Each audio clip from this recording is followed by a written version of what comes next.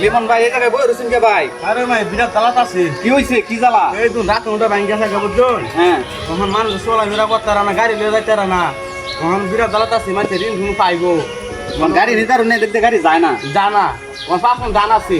আমি আপনাদেরকে বিনীতভাবে অনুরোধ করতেছি, হালুয়াঘাট নরালী নন গ্রাম খরমা, এই যে দেখতেছেন যে এই রাস্তাটা এত পরিমাণে ভাঙছে যে এই দিক দিয়ে একটা গাড়ি যাইতে পারে না, একটা গাড়ি যাইতে পারে না। কোনো লোকে যদি দুটো ধান নিতে চায় তাহলে গাড়িগুলো যায় না।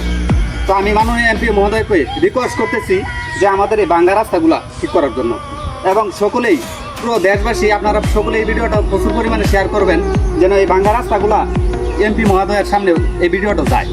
তাই সকলকে রিকোয়েস্ট করতেছি এটা প্রচুর পরিমাণে শেয়ার করবেন। লিমন ভাই কিছু বলার আছে তো ভিডিওতে বলেন। মাননীয় এমপি সাহেবরে বলছি, এই যে আমরা এই রাস্তাগুলোরা এমপি সাহেব যদি আমরা এই রাস্তাগুলো ঠিক করে দেয়, মানুষে চলাফেরা মানে গাড়ি ঘোড়া মানে অনেক মানে সুবিধা পাইলে অনেক চলাফেরা শান্তি।